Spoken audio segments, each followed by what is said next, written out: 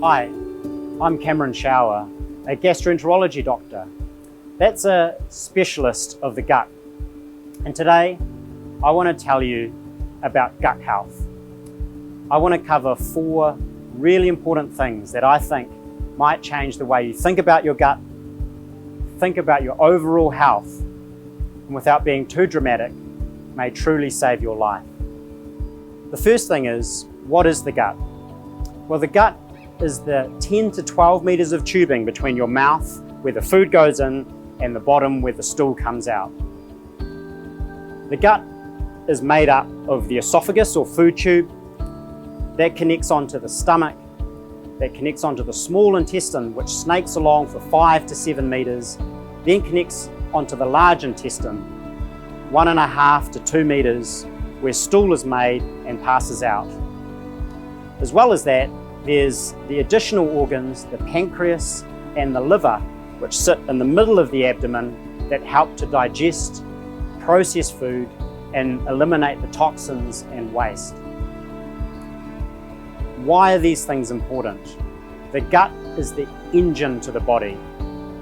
When the gut is working well and it's humming along, things in the body are healthy. The hair, the skin, and especially important is how you feel. Number 2, why is the gut important? The gut has a number of different functions, but in my mind, I think about 3 of the most important functions that the gut performs. Number 1 is that it absorbs all of the nutrients of the foods that you eat and diffuses them out into the body. Number 2 is that the gut manages the waste. It helps to filter and eliminate toxins and remove them from the body. And number 3, things that people don't think of is that the gut is crucial to your immune system. Over 70% of your immune system is dependent on the gut. So as I've mentioned, if the gut is working well, the body will be working well. But what happens if the gut isn't working well? I want to tell you a bit more about that as well. Something interesting about the gut is that there's over 1,000 different types of bacteria living inside. If you took all of these bacteria out, they'd weigh over 2 kilograms. It's sort of the hidden organ that has possibly been forgotten, and this you may have heard of is called the microbiome. Scientists and researchers are looking into different ways how to change the microbiome, but everyone has got a different bacterial profile. Think of it kind of like your fingerprint. We think that a lot of this is the key to your physical health, but also your mental and emotional well-being as well. Changing the inside in your microbiome and optimizing it to make sure that you're healthy is crucial. And number 3 is, what are some things that you can do today or starting tomorrow that will improve your overall gut health? The first thing you've probably already guessed, it's diet. A lot of people will say, what are some of the dietary things that I can do to change my gut health? People may want to have a quick or easy fix, popping to the pharmacy to get probiotics, little capsules with multiple different bacteria inside it. Whilst this may work for some people, as I've mentioned, everyone's gut bacteria are different and specific to them. And so, whilst it may work for some, it may not work for others. Here are some tips that we think, or at least I think, will work for everyone to improve your gut health. Number 1 is prebiotics. Prebiotics are fermentable foods that feed your own natural intrinsic bacteria that you have. Simple things like changing white rice to brown rice, white bread to brown bread, and things like grains, legumes and beans are feeding your own bacteria and fueling your own engine to optimize your gut health. Secondly, some foods with natural probiotics in it, things that are on the inside like sauerkraut, kombucha, yogurts. Those are really good for developing and improving gut bacteria. Thirdly is keeping an eye and managing your weight. Lots of people ask me in clinic, almost on a daily basis, what are the best diets to lose weight, or at least to have a healthy body weight. Lots of different research has been done into that. But again, managing your weight and having a healthy body weight is crucial to gut health. It's been shown that having a body weight that's appropriate for you actually changes the microbiome and the bacteria on the inside. What diet do you think is the best for you? Lots of research again has gone into this, and really finding something that is sustainable for you, that you can continue on a longer term basis and not just over a short period, is really the key to improving that and improving your gut health. Lastly, exercise. Again, exercise has been shown to change your gut health and to change the bacteria on the inside. So when you're exercising, possibly for 30 minutes a day, 2 to 3 times a week, not only are you changing your whole body composition, but you're changing the bacteria on the inside, and consequently, you're changing your gut health. If you can implement some of those things, I think you'll notice not only changes in your physical well-being, but also your mental well-being, and I'll tell you why. When you're an embryo inside your mum's belly, the brain and the gut were one. As you grew, these split apart, but the nerves have still connected these two organs. We now know a little bit more about this, and even the names potentially of the nerves, like the vagus nerve. This is part of the autonomic nervous system, which is the nervous system that you can't control, unlike the nerves that control your arms and your legs. By having good gut health, you will improve your mental health. By having good mental health, you also improve your gut health. A way to think about this is that researchers have tried to manipulate the bacteria in the gut, and they've tried this in mice. They've found mice that are fearless, and they've found mice that are very timid, and they've changed the bacteria inside these mice, and the personalities of the mice have changed. So I think you'll find that if you can implement some of these things, not only will your physical well-being improve, but I think you'll find that your mental well-being will change. Perhaps some of the fatigue, some of the stresses, some of the brain fog will lift as well, and it's a complete change to your overall well-being. So far I've told you what the gut is, why it's crucial for your overall health, and a couple of tips to improve your gut health, that being natural prebiotics, foods that you can use to fuel your own system. Number 2 is natural probiotics, foods that are fermentable, such as yogurt and sauerkraut and kombucha and pickles, that will really improve and enhance the bacteria that you already have inside you. And 3, managing your weight and exercise through a sustainable diet and a sustainable regimen that you'll find will have benefits not only in the short term, but also in the long term for your gut health and your mental health. But what happens when things don't go well with the gut? The gut is a massive organ, metabolically active, cells turning over all the time. One of those cells goes wrong, that you can develop cancer. And in New Zealand, unfortunately, we have one of the highest rates of gut cancer in the world. In fact, today, 15 New Zealanders will be diagnosed with a gut cancer. 8 of those people will die as a result of their gut cancer per day. half of all of those are due to cancers of the colon or the large intestine. New Zealand has one of the highest rates of colon cancer in the entire world. The lifetime risk in New Zealand for someone developing colon cancer is 5%. Age is, of course, one of the most important risk factors. As you become older, you're more likely to develop cancer.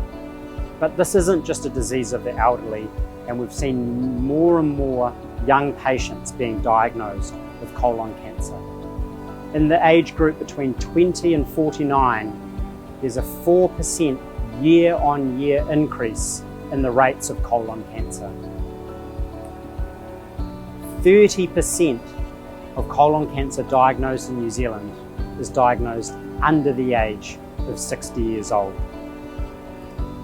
The other statistic that goes along with that is that at presentation, when the colon cancer is found, more than 25% of patients are already metastatic.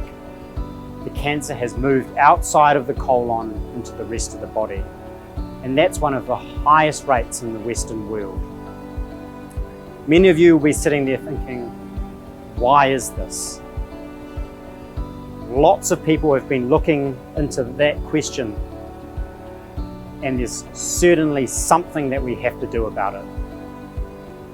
It's likely a complex interaction between our environment, your specific genetics, and gut health. Some of the most important risk factors that we know about is obesity or your body weight.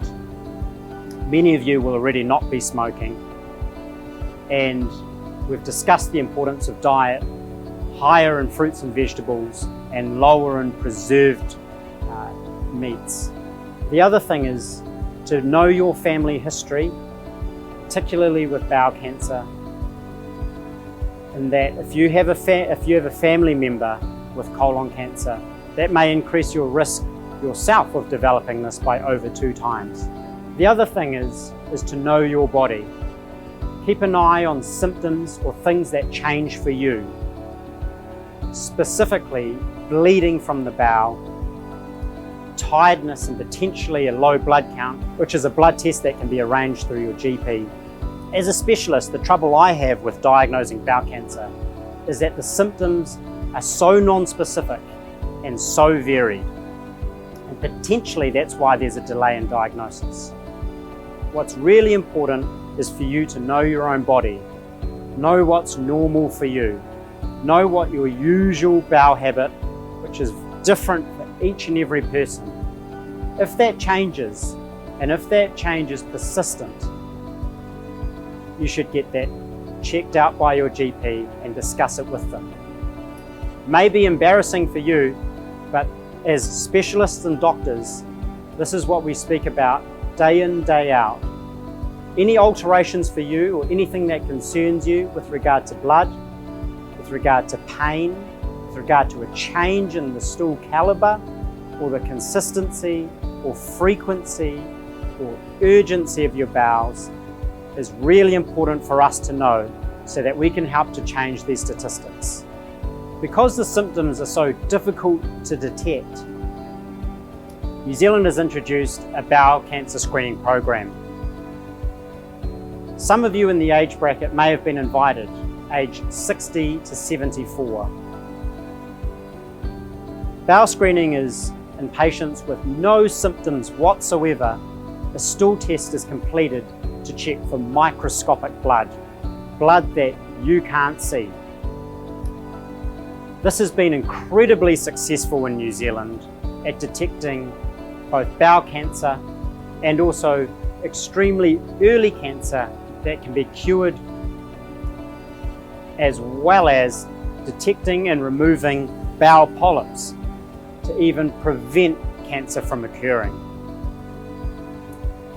The trouble with that is that 30% of bowel cancer in New Zealand is detected under the screening age, under 60 years old. Southern Cross Healthcare have an exciting initiative where they've recognised this problem and would like to invite you to participate in the bowel cancer screening program, but from aged 45. This is where a special stool test can be completed that will detect microscopic blood that you can't see, and without you having any symptoms at all, may be able to detect bowel cancer, early bowel cancer, and even polyps that can then be safely and easily removed. A FIT test is something that you'll be able to take home and do in the privacy of your own home by testing your stool. It will give you, within 5 to 10 minutes, an instant reading if the test is positive or negative. It's similar to a rat test in that one line will be negative and 2 lines will be positive. If the test is positive, that does not mean that you have bowel cancer. What it means is that you need to go on to the next step of testing, which will be a colonoscopy, to look inside the bowel and see what might be causing microscopic blood loss. So what is a colonoscopy? Colonoscopy involves flushing and cleansing the bowel of all the stools so that we can see what's inside the large intestine. It's a day-stay procedure, the whole procedure only taking about 30 to 40 minutes. Small, thin, flexible tube is passed through the bottom end, the diameter of which is only 1 centimetre. It's a painless procedure with medication put in through the vein to make you sleepy throughout. You'll go home on the same day, about an hour after the procedure. Come with me and let's see what colonoscopy might see and find. Here we are inside the colon to show you a real life view of what I see when I perform a colonoscopy. One of the massive benefits of performing colonoscopy is that we're able to detect bowel polyps. Polyps are the precursors to bowel cancer. Polyps are little warty outgrowths from inside the lining of the large intestine. The lining is similar to the lining inside your mouth. By seeing and detecting polyps, which are precancerous, quickly, safely and efficiently we're able to remove these polyps. It can reduce your chance of developing colorectal cancer. If we do find something more advanced inside the bowel, such as colon cancer, this, if detected early, is completely treatable and beatable, and we will arrange further treatment from there. Other things that we might found inside the bowel that could be responsible for the microscopic blood that's been detected on the FIT test are very small hemorrhoids that may bleed very slowly, things like diverticular disease or little outpouchings in the lining of the bowel, or even something like colitis, small patches of inflammation in the bowel that if we detect, we can also discuss and treat if required. So in summary, today I hope you've taken away some important information about your gut health, about your gut, about why it's important, things that you can do from today to change your gut health, like diet, natural things like pre and probiotics in food. It's important to know your normal symptoms for yourself. Talk about these with friends and family and your doctor. It may be embarrassing, but it may save your life. I've also told you today about the importance of bowel screening, because many people will have no symptoms at all, will have no change in their usual bowel habit, but still may have problems inside their bowel. We know this program will save lives, so I sincerely hope that you talk about this, that you discuss this, and that you decide to participate.